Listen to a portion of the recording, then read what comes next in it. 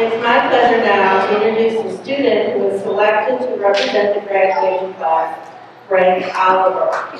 Greg is a 1993 graduate of Harvard High School. Greg is graduating tonight with dual degrees, a bachelor's degree in criminology and justice studies, and an associate of science degree.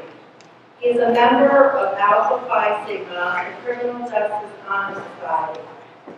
Greg plans to attend law school and realize his dreams of becoming an attorney. Greg is recognized on the campus as a student leader. He is someone whose presence has made a difference here. Please join me in welcoming Greg Oliver to the podium.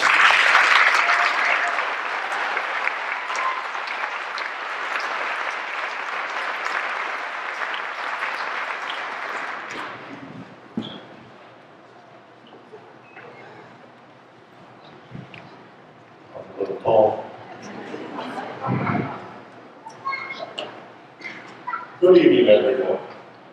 First off, I would like to congratulate the graduating class of Kent State, KSUA.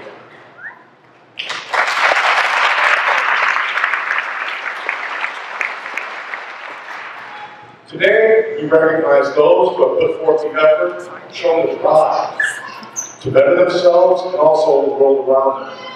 It's a great honor to address you today. Kent State, KSUA is very special to me and my family. My mother-in-law, Carol Morris, proudly worked in the Kent State Financial Aid Department for 32 years. My lovely wife, Stacy Oliver, was the first ever bachelor degree graduate from the Criminal Justice Program here at the Superior campus. I am both humbled and, to be honest, a little surprised I was chosen to be the commencement speaker. Don't get me wrong. I am honored to receive such an opportunity. Let me quickly share with you a little story of the last time I was asked to be a speaker at a Kent State event.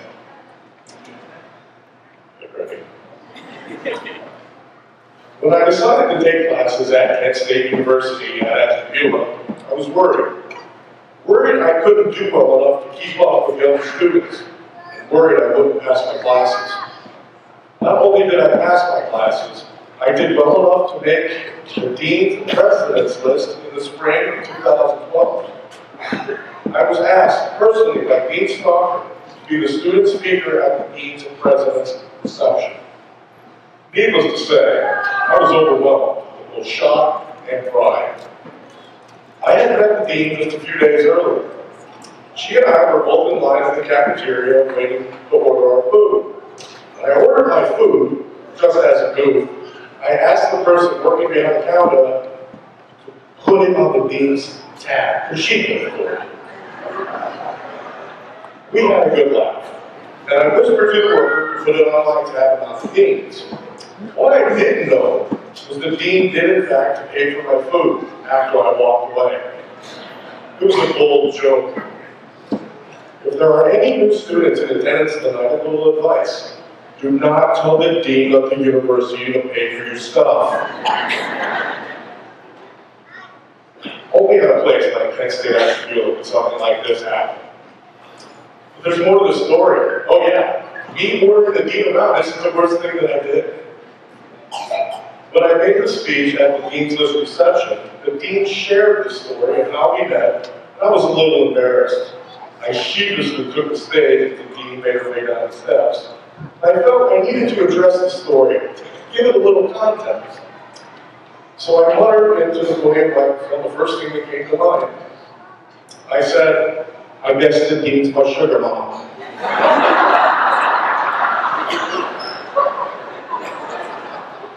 Amidst the roar of laughter, I had one thought. Greg, you had better make this speech count, because it's probably the last one they're ever going to ask you to do. And yet, here I am.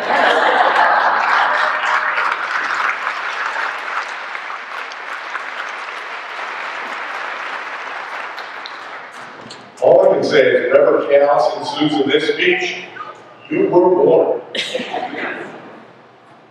When I think back to the first day that I walked through the doors, I have to admit I was petrified. I kept asking myself, what is it going to be like because I'm older? How will I be viewed by others? I was so worried about looking like an oddball or an outsider, I kept focusing on the obvious differences between the younger students and myself. It was only after one semester that I realized that we had a lot more in common than I thought. The younger generation hated math just as much as I did. Believe it or not, the phrase, "What do you mean we had a test today?" sounds exactly coming from a 20-year-old as it does coming from a 40-year-old. We all watch the same movies, it's just I watch the originals, they watch the remakes. I come to find that age is no longer a factor. We all make the decision to better ourselves, and we all have a common goal. 4 years later, I can stand here and tell you that I am honored to consider you not only my peers, but many of you my good friends. I remember when I got out of high school, I know that I did not have the discipline or the maturity to go to college, even though my maturity gets questioned on a daily basis even now. In many ways, I'm so thankful for the circumstances that led me to this day. I like to say everyone has a recipe for the person they are and the person they become. Just remember, keep adding positive ingredients. The role of commencement speakers is to honor and inspire graduating individuals and offer words of advice. Being a non-traditional student, I have the advantages of seeing how things don't always go your way. And life can sometimes, to put it bluntly, throw you to the wolves. Although life can sometimes be harsh, I can say that each and every one of you has a distinct advantage. The advantage of higher learning and the attitude of something I call not yet. Not yet is the idea that you should never stop bettering yourself with new experiences and education. Not yet is the boost you need when someone asks you to give up or stop. Not yet is the drive that keeps an individual moving forward and achieving their goals. Just ask yourself, am I done? Not yet. Tonight, it is also important to recognize and thank those that have stepped or that have helped and supported us through our college process. Motivation and inspiration come from many sources. I can honestly say I couldn't have reached this point without the love and support of my family and friends. To those here tonight that encouraged us to keep moving forward, we thank you. Your family that helped us get through the workload when it seemed a little too much, we thank you. Good friends who gave us that dose of reality that we needed to not quit and stay the course, we thank you. To the professors that went above and beyond to guide and mentor us, we thank you. I am very hopeful for all our futures. As the part-time philosopher and full-time Ghostbuster, Winston Zeddemore once said, we got the tools, we got the talent. You all have an amazing opportunity in front of you. With the world going through so much social and political change, we are starting to see that the old way of doing things just doesn't work, and it could be a scary truth. But this is the exciting part. You get to be a driving force of change, knowing we can't go back to the way things were. We need a new generation of innovative trailblazers to usher in change in life. You all have an awesome ability to be successful in your lives. Your generation can bring on the social change that maybe past generations just weren't ready for. Last but not least, do not fear failure. It will happen. Disappointments will happen.